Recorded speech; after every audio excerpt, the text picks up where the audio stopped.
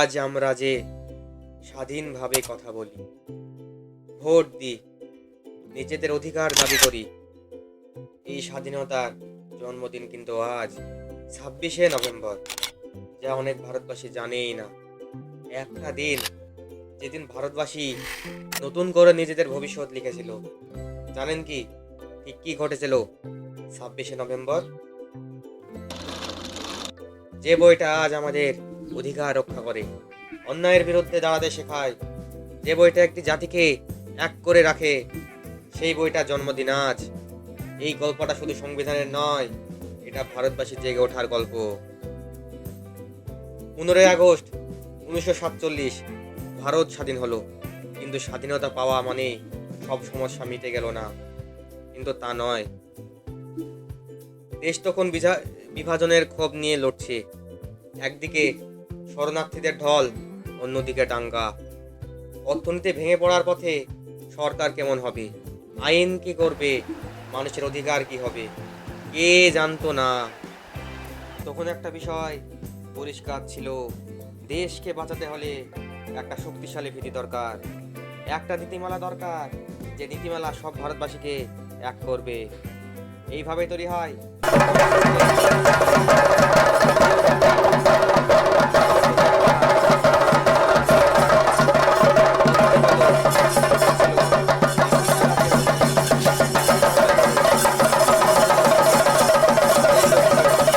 এমন সংবিধান তৈরি করা যা হবে আধুনিক, শক্তিশালী, মানবিক এবং সব ভারতবাসীর জন্য ন্যায়সঙ্গত। এই বিশাল কাজের নেতৃত্ব পেলেন এক অসাধারণ মানুষ, ডক্টর বি.আর. আম্বেদকর। তার আইনি জ্ঞান, তার ন্যায়বোধ, তার অভিজ্ঞতা সব মিলিয়ে তিনি এই কাজের জন্য ছিলেন উপযুক্ত। আম্বেদকর শুধু একটা আইন বই লেখেননি, তিনি এমন একটা ব্যবস্থা তৈরি করেছিলেন যেখানে সমাজের শেষ মানুষটিও ন্যায় পাবে। তিনি বলেছিলেন, সংবিধান হলো কিনা সেটা নির্ভর করে তাকে ব্যবহারের ক্ষমতা কাদের হাতে। এই কথাটা এর মধ্যেই লুকিয়ে আছে পুরো দর্শন। সংবিধান লেখা ছিল দেশের সবচেয়ে কঠিন কাজগুলির একটি। ধর্ম, ভাষা, সংস্কৃতি, ভারতের বৈচিত্র্য এত বেশি যে এক শাসন পদ্ধতির মধ্যেই সবাইকে রাখা খুব কঠিন ছিল। কারা সমান অধিকার পাবে, নারীদের অধিকার কি হবে, সংখ্যালঘুদের সুরক্ষা কেমন হবে, রাষ্ট্র কি ধর্মনিরপেক্ষ হবে, ভাষা কি হবে, সংসদ কতটুকু ক্ষমতা পাবে, হাজার হাজার তর্ক বিতর্ক, আলোচনা, কখনো সম্মতি, কখনো মতভেদ, এইভাবে এগিয়ে গিয়েছে সংবিধান রচনা। মোট 2 বছর 11 মাস 18 দিন, দিন রাত কাজ করে অবশেষে লেখা হলো ইতিহাসের সবচেয়ে বড় সংবিধান। এই সংবিধান অনেক ঐতিহাসিক সিদ্ধান্ত নেয়। ভারত হবে সার্বভৌম, গণতান্ত্রিক প্রজাতন্ত্র, সব নাগরিক সমান, শিক্ষা, স্বাস্থ্য, মত প্রকাশ, সবাই অধিকার, ধর্মের স্বাধীনতা, নারী পুরুষ সমান, বর্ণ, ধর্ম, লিঙ্গ, ভাষার ভিত্তিতে বৈষম্য নয়, স্বাধীন বিচার ব্যবস্থা, সংখ্যালঘুদের সুরক্ষা। এতগুলো তখন শুধু। আর অবশেষে হলো সে ঐতিহাসিক দিন 26শে নভেম্বর 1949। এই দিনে ভারত আনুষ্ঠানিকভাবে সংবিধানকে গ্রহণ করে। এটাকে বলে কনস্টিটিউশন অ্যাডপশন ডে।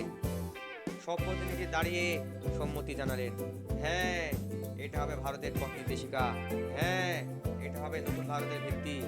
এই মুহূর্তটা ছিল স্বাধীনতার পর দ্বিতীয় বড় বিজয়। সেদিন ভারত শুধু একটা আইন বই পেল না, ভারত পেল নিজের পরিচয়। আজ আমরা যে স্বাধীনভাবে কথা বলি, মত প্রকাশ করি, প্রশ্ন করি, বিচার চাই, সবই এই সংবিধানের দান। আমরা যে ভোট দিই, সরকার নির্বাচন করি, এটাও সংবিধানের দান।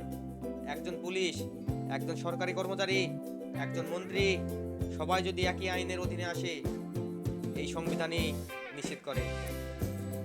সংবিধান আমাদের দিয়েছে স্বাধীনতা, সমতা, ন্যায় বিচার। শুধু একটা বই নয়, এটা আমাদের সবার রক্ষা কবচ।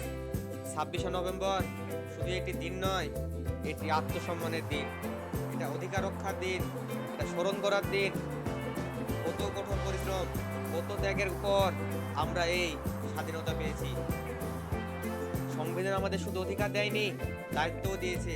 দেশকে ভালো রাখার দায়িত্ব, অন্যায়ের বিরুদ্ধে দাঁড়ানোর দায়িত্ব, সমতা বজায় রাখার দায়িত্ব। এই সংবিধান বেঁচে থাকে তখনই যখন আমরা তাকে মানি। তাই আজ 26শে নভেম্বর আমরা শুধু সংবিধানকে নয়, এই দেশের প্রতি মানুষকে, প্রতিটি সংগ্রামকে